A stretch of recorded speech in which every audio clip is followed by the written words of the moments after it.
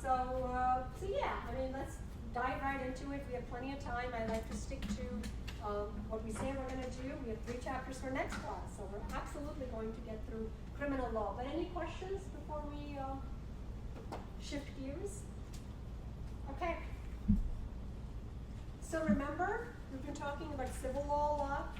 We talked about court procedure, where we talked about how civil lawsuits progress. So this chapter is talking about the U.S. criminal law system. And again, you know, we could be taking this topic and talking all semester about criminal law, right? This is just an overview. So what does the U.S. criminal law system do? Well, it basically a lot of these protections are coming from the Constitution and the Bill of Rights.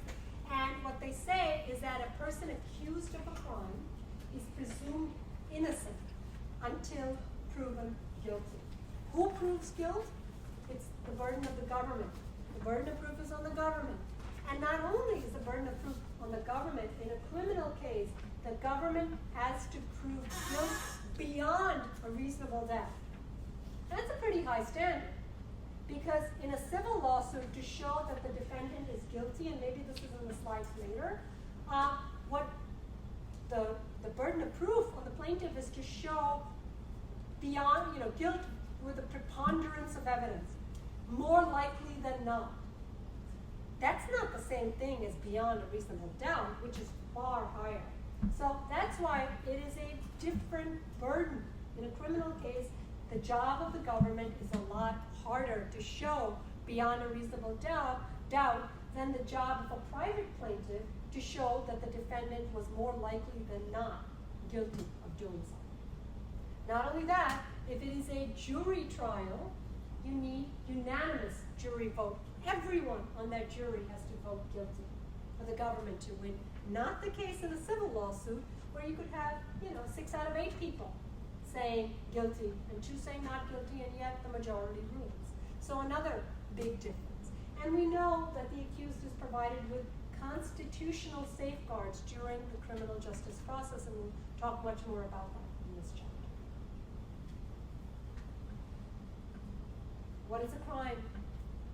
Well, a crime, technically, is an act done by, could be an individual, could be a corporation, could be, guilty of a criminal act, in violation of duties that someone owes to society, and the result of which could make the wrongdoer having to make amends. And the amends could happen having to pay criminal fines if you're a corporation. It could mean, incarceration, meaning jail time for someone who's found guilty. So yeah, a crime is not monetary damages. A crime has criminal consequences. How do you know if something is a crime? Well, you look to the law. You look to statutes. You look to what's called penal code, which is a collection of criminal statutes. You look to regulations that, as we've said, flesh out the statutes. And again, don't just think about crime as being violent crime. Think about crime as being, criminal violation of environmental laws, criminal violation of securities law. Insider trading is a crime, right? Nobody's beating anyone up there, but it's leading to, it's called a white-collar crime, so on and so forth. So statutes are the primary source of criminal law. We know that. Statutes are what are passed by legislative bodies. Congress at the federal level, state legislatures at the state level. So there are federal crimes, and then there are state crimes. Everyone with me so far? So federal and state crimes, okay. All right.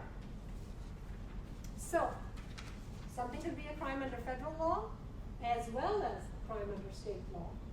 Something could just be a crime under federal law and not state law, right? It's sort of, this is not an exclusive area. This is an overlap area.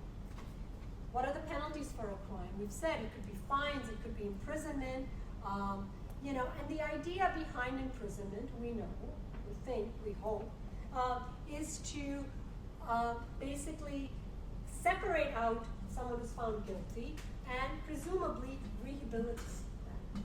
Questionable how well our criminal justice system and our, penitentiaries actually are serving that, but that is the idea. Deter others from doing that sort of thing, right? Make an example. I mean, how else will people know not to do something like that? And also, we forget this sometimes. If we didn't do this, wouldn't this lead to vigilante justice? Wouldn't this possibly lead to the victim having to then take justice in their own hands, if you will, to inhibit personal retribution by the victim? So on and on. Why is imprisonment important? Well, perhaps for these types of purposes and more.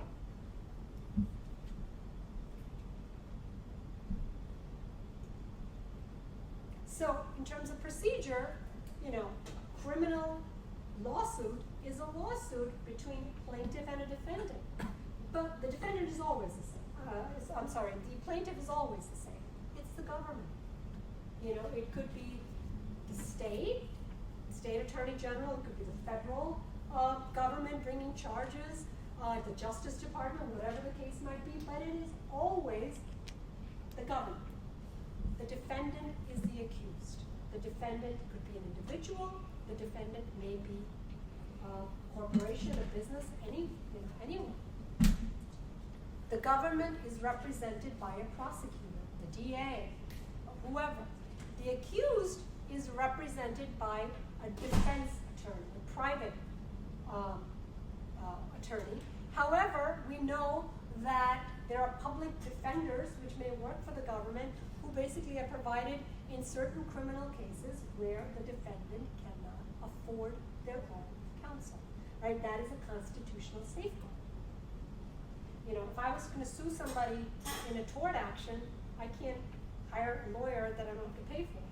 But if the government is accusing me of a crime of such a magnitude that I cannot afford legal defense, they need to provide me with legal. We divide up crimes based on how serious they are. So a crime could be a felony, a crime could be a misdemeanor, a crime could be a violation. What's the most serious? A felony. And you have to look to see under the statute whether something qualifies as a felony or a misdemeanor. It's a misnomer to say that you can't go to jail for a misdemeanor. You could. Oftentimes, and this is not a very accurate statement, but oftentimes the rule of thumb is that if a crime is punishable on the books by less than a year in prison, less than a year, it's a misdemeanor. More than a year, it's automatically a felony. Okay, that's sort of just a rule of thumb. What's a violation? You could have a criminal violation. You don't go to jail for it. You get usually a fine. These are traffic violations, for example. Jaywalking, people, is a violation, a criminal violation, technically speaking. So, anyway, crimes are classified by the degree of their seriousness. And you also have to think about crimes as sort of being intent or non-intentional. So, for example, you don't have to memorize the Latin. Intent crimes require a criminal act as well as an intent to have something happen, right? Specific intent, general intent. I'm going to rob a bank. Not really, but I don't accidentally walk into a bank and accidentally hold someone up and accidentally have a bag open where people are putting cash into it. That's a criminal act, but there has to be some intention of robbing a bank. There was some specific intent to basically profit off of a criminal activity. Just thinking about a crime does not make it a crime. You have to have a criminal act in furtherance of that crime. But just like there are intent crimes, there could also be non-intent crimes. And what does that mean? Criminal liability without a finding of intent. For example, reckless, grossly negligent conduct that causes injury to another person could be a tort. Wrongful death is a tort. But so is involuntary manslaughter. That's a non-intent crime. driving under the influence, right? Nobody wants somebody to get killed as a result of someone else driving just a little bit above the legal requirement for being drunk. But it happens. Is that a crime? It's not an intentional crime. Nobody wanted that to happen. Nobody got behind the wheel saying, I want this to happen. But the fact of the matter is, that action was so reckless, so grossly negligent, that a crime of involuntary manslaughter, which is a non-intent crime, which, again, is a felony, right? So you get the idea of intent versus non-intent. So, we talked about in the last class about a lawsuit, you file a complaint, serve a summons on the defendant, A criminal lawsuit doesn't start that way. A criminal lawsuit typically starts with an arrest, right? And, it could be the FBI, it could be the state police, typically having or needing an arrest warrant from a magistrate or a judge, but it could be, with probable cause and so on, but it could also be a warrantless arrest because, someone sees a crime being committed or someone, might actually flee the scene of a crime if a police officer says, oh, I see drugs being sold. Let me run down to the courthouse and get a warrant. Hopefully they'll still be here when I come back to arrest them. Well, it doesn't work that way. Law enforcement does have the ability to make an arrest without a warrant. If again, and this has been, we see this in the news today quite a bit. Are the police overzealous and so on and so forth? But technically speaking, what we're trying to do is balance the rights of the accused versus, law enforcement and creating and having a civil society, right? So yes, it starts with an arrest, and then to the extent that charges are going to be pressed by the government, the accused is formally charged with a crime. And, again, this is very, very quick going through criminal procedure. Requires a lot more attention than we're able to give it in a course like this, long one. But what happens is when you formally charge someone with a crime, essentially what you have to do is basically the government has to present enough evidence to basically indict them of that crime. And you have to basically go before a grand jury. And if it's a serious enough crime, you're basically asking the grand jury to determine, not that they're guilty beyond a reasonable doubt, is there enough evidence presented so far that there is enough to hold the accused for trial? And the grand jury could then issue an indictment, which means yes, there's enough, or no, there is not. And if the matter is less serious, you just go before a magistrate, a small judge somewhere, a small crime, and they could just say, issue an information. Yes, hold the defendant. No, this is silly. Yeah, you don't need, whatever. So you go from an arrest to having to show, can you hold the defendant for trial or not? An indictment or information. So we talked about a grand jury, enough evidence or not enough evidence, a magistrate basically dealing with far less serious crime. Then what? After that, there is an arraignment. An arraignment is basically the defendant, and by the way, not just crimes involving, violence. It could be an insider trading lawsuit. It could be securities, whatever it is. The defendant in a nice suit and tie. They're out on bail or whatever. Has to be either enter a plea. These are the charges. Do you plead guilty or not guilty? Most defendants obviously plead not guilty and roll the dice and see how it all goes. Or maybe they're legitimately not guilty and the government has to prove guilt. You could also enter a plea of nolo contendere, which basically means no contest. The defendant is not admitting guilt. The defendant is not denying guilt. Basically, they're just going to say, we will pay the penalty. And it might be a corporation doesn't want to fight it. And it's a charge of environmental violation. They will just pay the fine. They don't want bad publicity. They're not admitting their guilt or whatever, but they're going to pay the $50,000 fine, which is a criminal. Okay? And the thing about with no contest is that, usually if you're found guilty of a crime in a criminal lawsuit, if there's a tort lawsuit, the plaintiff there can say, and remember that the defendant has already been found guilty in a criminal trial. You can't do that. If you pled no contest, you're not admitting guilt. So you can't use that as evidence in any civil trial. Okay? That's just a procedural element. Everyone knows what plea bargaining is, right? Plea bargaining is negotiations. Remember we talked about negotiations to settle a civil lawsuit?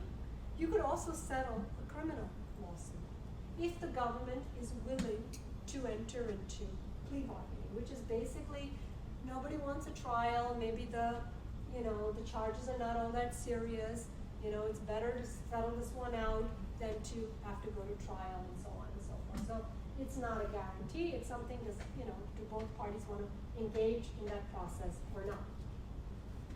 And if they do, it's an agreement by which both parties have to live by, because the accused is basically admitting, this is not nolo contendere, they're actually admitting that they're going to admit to the lesser charge that they have been charged. It could be something like murder charge that gets plea bargained to voluntary manslaughter, for example.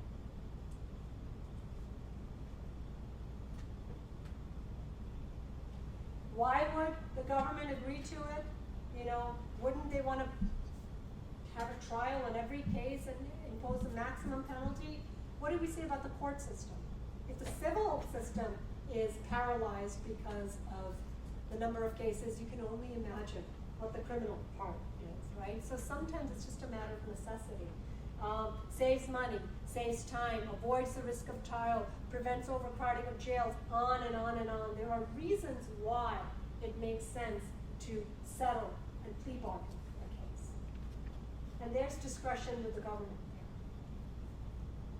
there. And as I've already said, in a criminal trial, the verdict has to be unanimous, meaning no one can be found guilty, no accused can be found guilty if even one person on the jury doubts the guilt of the accused. You need a unanimous verdict. And a hung jury is basically a jury that cannot come to a decision, in which case they're not rendering a verdict, which means that the government can choose to try the case again if they want to. That's a hung jury. So, even though the government, if they get a verdict of not guilty, cannot appeal that decision, the defendant, if they get a verdict of guilty, can appeal that decision. It's one-sided, you might say, but that's the protections under the Constitution with respect to criminal law. It is if the government is going to deprive someone of their freedom, death penalty is legal in some states, of their life, criminal law is held where the accused has a fairly robust constitutional level of constitutional freedom, and that includes the ability to be able to appeal a guilty verdict. So in the time that we have remaining, or what's in the textbook is not a comprehensive list of all the crimes that are out there. It is just giving you a flavor of what are crimes. And we start first with violent crimes, because if anyone says someone has committed a crime, immediately you think it's a violent crime. But as we'll see, this is business law. We can also talk about non-violent, white-collar crimes. And let's talk murder. Yes, what is murder? I don't think I need to define what it is. It is the unlawful killing of a human being by another person without justification. And that's key, right? Because you could have a defense to murder of self-defense, because that was justification in certain cases. There are different degrees of murder: first degree, second degree, third degree, voluntary manslaughter, involuntary manslaughter, right? Intentional homicide, on and on and on, depending on the circumstances that led to the unfortunate taking of a human life. There's an important rule in criminal law called the felony murder rule. The felony murder rule, which basically says murder committed during commission of any felony may be prosecuted as murder, even though there might not have been intent to commit murder. So remember the bank robbery example that I gave you? Imagine someone's holding up a bank and they have a gun. The gun is not loaded. The gun is a toy gun. No one knows that. Okay? They've got the whole mask going. It looks like a legitimate robbery, and the teller, being shown what looks like a loaded gun is filling, and the teller is just so overcome with fear that the teller dies of a heart attack. Okay? Can the bank robber be prosecuted for felony murder? And you might say, well, they didn't touch the defendant, they were just robbing a bank. But the thing here is that bank robbery is a felony. Any murder that results during the commission of that felony, even though there was no intent, even though in this case the gun was never going to shoot any bullets, it was a toy gun. But the person on the other end had no idea. If it wasn't for being held up and all of that, and you can imagine what that might feel like to somebody, that is a murder charge. It may not be first degree or even second degree, but it's going to be prosecuted as a murder, regardless of there being absolutely no intent on the part of the party committing the bank robbery. And again, I'm not going to sit here and explain what a robbery is or what burglary is. We know the law draws some distinction between robberies, burglaries, larcenies, and so on. But what it is the unlawful taking of somebody's property. And by the way, property, we just finished a chapter on intellectual property. Property doesn't have to be just, tangible property. It could even be intangible property. For example, trade secrets, computer programs are included, right? That is a crime. And remember when we talked about tort, you could also sue someone for misappropriation. You could also sue in a civil lawsuit. But this is also a crime for which the government can bring charges. By the way, it's not only just a crime to steal, it is technically a crime to knowingly receive stolen property. So again, government doesn't prosecute every crime that they probably can or should. They have to make decisions, but it is possible for there to be a prosecution for someone knowingly taking stolen property. Arson, right? Setting fire to someone's dwelling, that is crime. Arson is a crime. And on and on and on. You want to focus a little bit on nonviolent crime, right? Business crimes or white-collar crimes, as they're called. And those, again, this is not a comprehensive list. Forgery. What is a forgery? Fraudulently signing someone's name, taking on somebody's persona, that is a crime. It is also a tort, but it is also a crime that someone can be prosecuted for. It's a white-collar crime because they're not violent crimes. Embezzlement. What is embezzlement? Embezzlement is the fraudulent conversion of property by a person to whom that property was entrusted. That is a legal definition. Let me give you an example. I'm using the bank as an example, right? Today, bank robbery, let's just stay with that. Someone works at a bank, right? If you work at a bank, what do you handle? Money, right? Is that your money? No, it belongs to your employer. It belongs, more importantly, to the customers. But at the end of the day, if someone sort of dips into the pot a little bit here and there, what are they doing? They are actually fraudulently converting property to whom that property was entrusted. So it's not the same thing as robbery. It's not like I'm going in and robbing a bank. I was never entrusted with that. The fact of the matter is I could work for a company, I could be a controller. It's my job to handle money. But it's my job to handle money for the benefit of the company as part of my employment, not to help myself to that. When I do, I am engaging in the crime of embezzlement. I'm taking something that was entrusted to me and fraudulently converting it for my own usage. Again, plenty of other examples. Bribery, greasing someone's palm to get something done is a crime. It's a crime to offer a bribe. It is a crime to accept a bribe. Extortion, threat of exposure, blackmail. Those are all things that you could sue someone in tort, but those are all crimes as well. Are they all prosecuted? No. Are some of them prosecuted? Absolutely. Again, today we're talking about wire fraud, mail fraud, espionage, on and on and on. These are all white-collar crimes, right? Defrauding someone, using the mails, using technology to defraud someone is a crime for which the government, federal government, state government, can bring charges.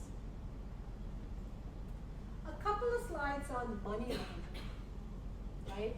The big joke is here in New Jersey, right? I mean, I was teaching, I've been teaching this course when The Sopranos was still on HBO, and everyone's, money laundering, she's talking about, New Jersey's, claim to fame, which is a certain, segment of the population that might engage in organized crime. And what is organized crime? Well, organized crime is this notion that, I'm sort of skipping ahead a little bit, that you essentially have businesses that are illegal businesses, gambling, prostitution, or whatever, and then you front them with legitimate businesses like a pizza parlor or something like that, and then you're funneling the money that you generate from illegal enterprises and trying to kind of, make it seem like it's a legitimate business by opening up a restaurant or something like that. That is organized crime, and it usually involves money laundering and things like that. So don't worry so much about all of that. What's a federal crime? How much money is involved, and so on and so forth. The point is money laundering, and usually federal government gets involved here because you're talking about this is not like a small thing. This is sort of, it rises to a level where it becomes a big deal to a particular geographic area or so on. So under this, you could have people that are, depositing money in a bank. And you have banking institutions alerting the federal authorities when deposits over $10,000, for example, are made, because that's a way of looking to see, follow the money, follow the trail, figure this out, so on and so forth. But if you're convicted of money laundering, it's not just the illegal activity of illegal prostitution or gambling or stealing or whatever, racketeer, extortion, but it's more than that. You could prosecute someone under Money Laundering Control Act and have them face far greater criminal charges, 20 years in prison, far more in criminal damages and so on. And then the government now has RICO. And RICO is just an acronym for the Racketeer Influenced and Corrupt Organizations Act, right? That's where RICO comes from.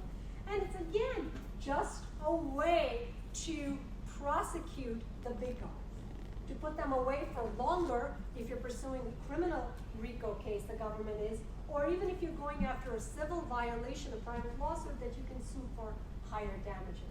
Because this is a systematic way of engaging in very, very bad sort of underground criminal activity.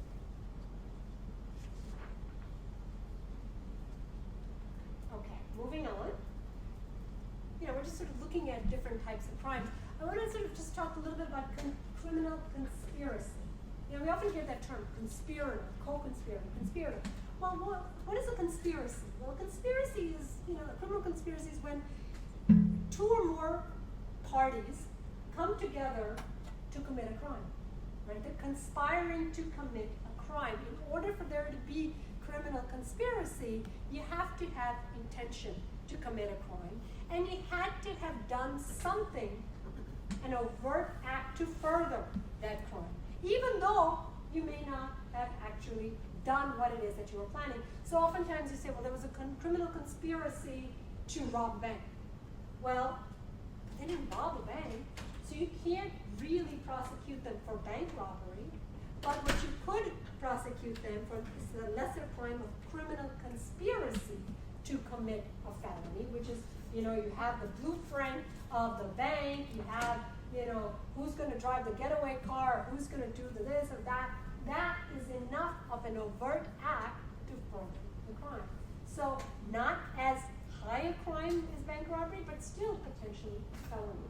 So criminal conspiracies could also be a felony crime. And as we've said many, many times, we live in a technological era.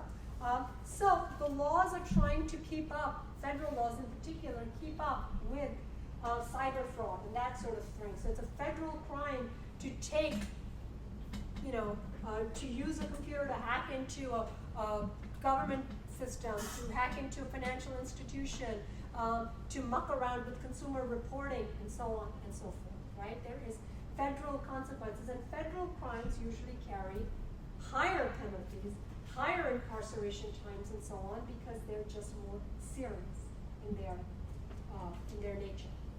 Same thing with, again, identity theft, that's a reality, right? Most of us don't throw away a bank statement or whatever, and shred them because we're so afraid that someone could be going through our garbage and getting, personally identifiable information. But by the way, hackers are out there, you could be entering passwords and so on. So again, making this a federal crime of identity theft to avoid these, to have more robust prosecutions and so on. And again, don't memorize the names of any of these, just understand that these are federal crimes. This case, the first case in the book on this chapter was on computer crimes, and this is the Barrington case. Just in the interest of time, I'll do it, and this is one that also happened on a college campus, right? You had a bunch of, maybe it involved a fraternity, maybe it didn't, but you had a bunch of people, this guy Barrington leading the crew, basically hacking into the registrar's office and changing grades. Isn't that nice?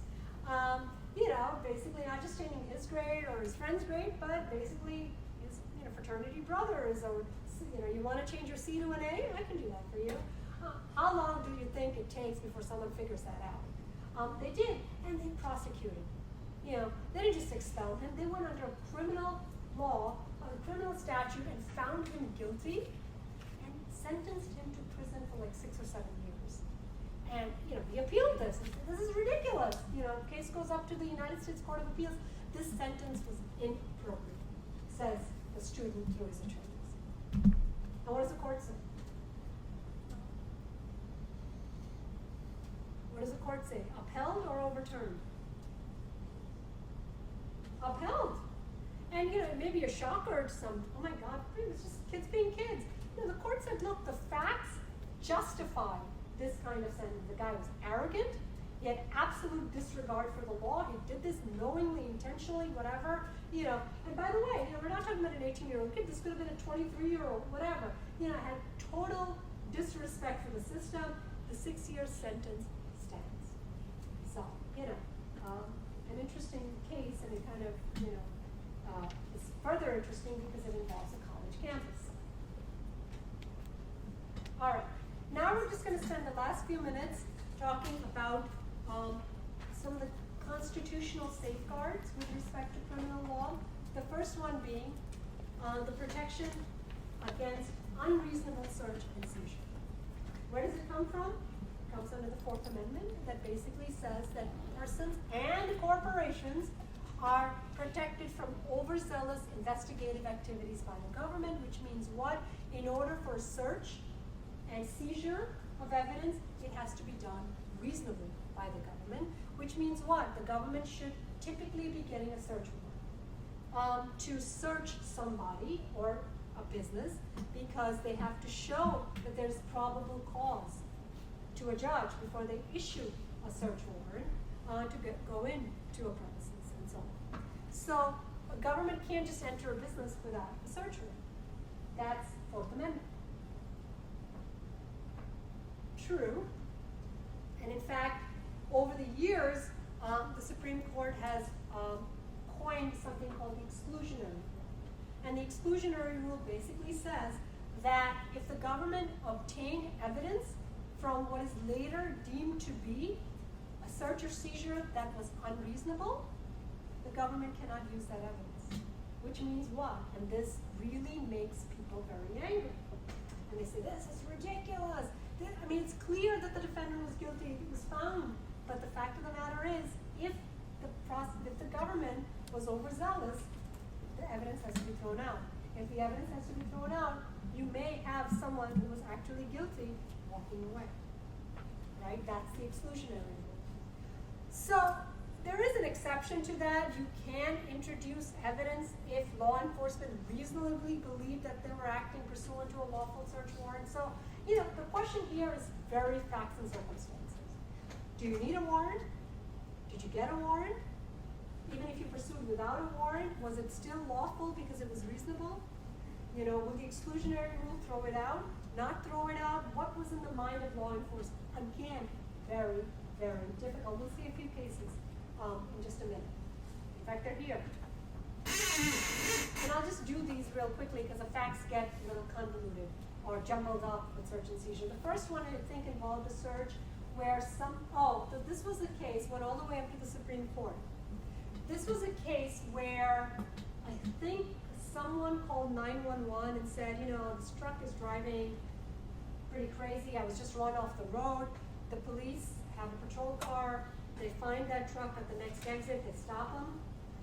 And, they're probably just stopping him for reckless driving, but when they stopped him, they smelled something. What do you think it was? They said, can we look inside your car? In fact, we're going to look inside your car, and they found marijuana, and they prosecute for possession of marijuana. And the question was, did the stop and search of the truck violate the law? And the court says no. This was a valid stop because, indeed, someone was driving recklessly. It was a legitimate account. You stop, and look, if a police officer, incidental to a stop, it's not like, I wonder what's in that glove compartment. Can you, it was clear. I mean, it was obvious that this was going on. Last time I checked, possession of marijuana is still not legal. That is something that you can absolutely, stop someone for. That is not a violation. Says the Supreme Court. Let me refresh my memory on the next case. Okay, next case also. Look at the kinds of cases that go up to the Supreme Court. They're constitutional cases.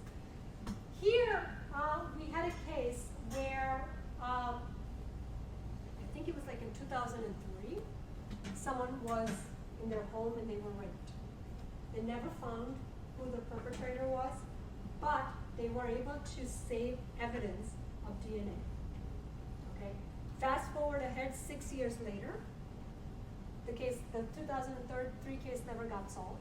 2009, this individual named King was involved in sort of a fight, and was booked on assault charges, criminal charges, and as part of the booking process, he was charged, he was photographed. They took like a swab, a sampling of DNA, and then they saved it. Now they were able to match up, the government records matched up that DNA to that crime that happened 6 years ago, that rape case that never got solved in Maryland. Perfect match. Prosecuted him for that 2003 crime, and he's arguing that taking my DNA for a bar fight in 2009 was unreasonable search and seizure. What do you think the Supreme Court says? Reasonable booking procedure these days to not just fingerprints, but to get DNA. And you know what? It's leading them to do just this, being able to solve crimes back when they didn't. So again, not unreasonable search and seizure. And then the next case I thought was interesting because it involved cell phones. And this was again a case that went up to the Supreme Court last year.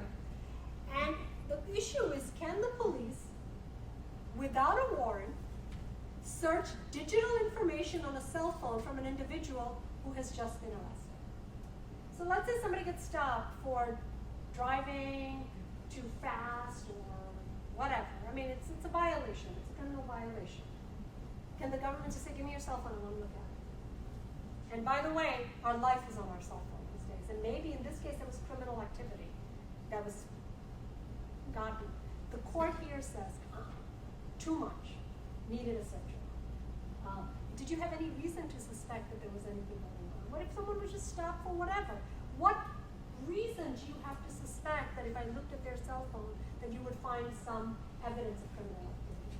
Under the exclusionary rule, that gets tossed out. So, breathe a sigh of relief that at least the search of cell phones under these circumstances has been said to be unreasonable under the Fourth Amendment. What else do we think about when we think about the amendment? Right?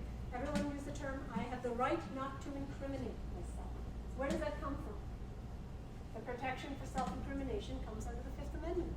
Right? I take the Fifth. We've all used that phrase, right? I take the Fifth means I invoke the Fifth Amendment, which means that I would not say anything that could possibly be used against me in a criminal case. Right? That's the protection. By the way, only individuals can use the Fifth Amendment. A corporation cannot take the Fifth Amendment. Business can. And the Fifth Amendment is also involved with attorney-client privileges, right? In a criminal action, you want to give the accused the ability to say anything to their defense attorney without fear that that defense attorney will squeal on them and so on. So the job of a defense attorney, think about it, is pretty difficult. Because you could have a defendant say, yeah, I did it, now go defend me, right? And they can't do anything about that. That's what so an attorney-client privilege says that the attorney is bound not to, there's some reasonable exceptions to that, but they can't squeal out the defendant, essentially. So part of the right of self-incrimination is where we get Miranda rights. Everyone knows what Miranda rights are, right? By the way, where do we get that phrase, Miranda rights? Where did that come from? Does anyone know? Miranda was the name of a defendant in an actual Supreme Court case when this sort of rule was established. So it's the rights that a suspect must be told their rights before they are questioned by law enforcement. Because the idea is if you don't know that you have the right to be silent, no one told you, or reminded you, then that would be unfair, says the government. So basically you have, we've heard this, we watch enough TV, you have the right to remain silent. Anything you say will be used will be used against you. You have the right to consult a lawyer and have a lawyer present during questioning. If you cannot afford a lawyer will be appointed free of charge. Miranda rights, right? And by the way, can you read these Miranda rights to someone who you know does not even speak English? And say, well, I read them. No, you have to reasonably tell someone they have these rights, so you may have to say, hold on, let me get a translator who will translate that into a language that you interpret. If someone is hard of hearing, you'll be able to sign it or whatever the case might be, right? So you have to meaningfully give these rights. And this case was, kind of low on the facts, and basically was a case involving Miranda rights from 2006. Supreme Court of Kentucky, meaning a state court. And here it was a sort of a sad case where someone's celebrating their 21st birthday, I think. They're on a porch, they're hanging out with friends. A stray bullet comes out of nowhere, hits that person, the person dies on the spot. Okay? Crime never gets solved. It's years down the road, and essentially someone comes to the authorities and says, someone just confessed this crime to me. It was some guy who basically, again, this is a college case, a fraternity brother or somebody who basically boasted, a couple of years ago, I shot him, right? And I killed him, and nobody's ever figured it out. So someone squealed on it. So the police move in, and they have reasonable cause. They get an arrest warrant. They arrest the guy. They bring him in for questioning, and they say, you have the, they read him the Miranda rights, and he says, okay, and he starts answering some questions. Were you a student at the university? Yeah, I was. Were you there? And somewhere, like he sort of wakes up and says, well, I want my lawyer now. And they bring him a lawyer. So ultimately, the case gets tried and he's convicted. Okay? But he says, well, I wasn't properly given my Miranda rights. I didn't appreciate them. I didn't understand them. I invoked my right to have a lawyer present too late. Well, yeah, maybe someone else would have invoked them earlier. But the fact that a defendant who understands the language, who is cognizant, voluntarily gives up information that they didn't need to, so what? You don't have to be reminded twice. You were told once. That's enough. The court says grant of Miranda rights was proper, the conviction stands.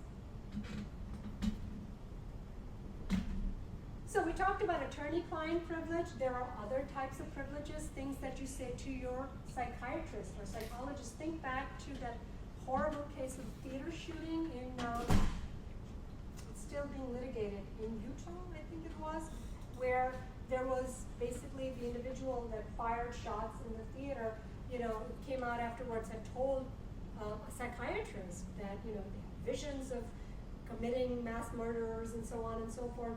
But the problem, again, just like a lawyer has difficulty divulging, you're treating somebody as a physician, as a psychologist, as a psychiatrist. What can when does it cross the line? When it goes into the public safety issue? But someone just saying, someone is schizophrenic, they say things all the time, but they're on medication. You don't have to go arrest someone because they sort of have this vision of mass murders, So it becomes very tricky. But these are privileges. Psychiatrist, psychologist, what you say to your priest, your rabbi, your minister, your imam are all privileged information. You cannot be made to squeal out on your spouse. That's a spousal privilege. Parent-child privilege, same thing. So the law recognizes not just self-incrimination, but also under the rights of some, you cannot be forced to testify in these situations under criminal law. As we'll see when we get to the chapter on, you guys are interested in this, right? You're going to be accountants. Is there such a thing as accountant-client privilege?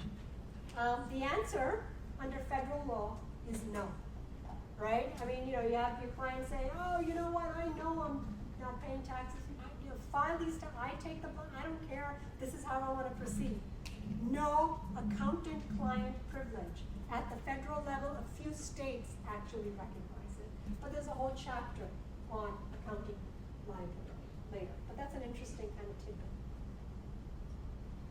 By the way, the government can give you immunity from prosecution.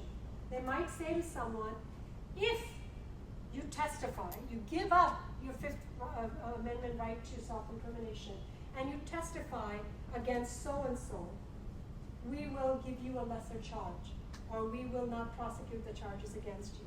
So yeah, a government can offer a person immunity from prosecution in exchange for their testimony. We see this happen a lot. You want to go after a bigger fish, so you're going to sort of allow someone else to walk. That individual cannot go up on the stand and say, oh, thanks for the immunity, but I'm not going to, I invoke my right to, you can't. You have given up the right to your Fifth Amendment right to self-incrimination.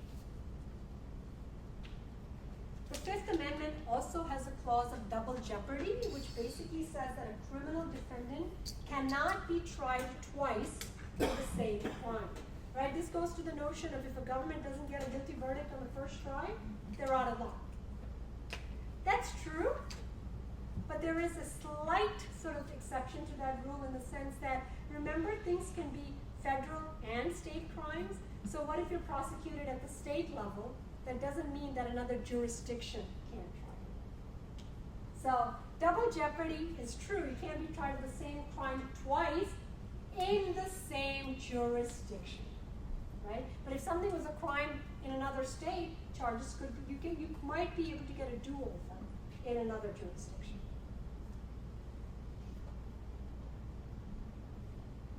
And just to kind of round it out, Sixth Amendment is where the criminal defendant gets the right to have a jury trial. That's where they get the right to cross-examine witnesses. That's where you get the right to have the assistance of a lawyer provided free of charge. This is under the Bill of Rights, Sixth Amendment. And I love the way that the Sixth Amendment says that criminal defendant has a right to a speedy trial. I don't know what speedy meant back in the day, but speedy could be years. It's just as fast as the criminal justice system can make it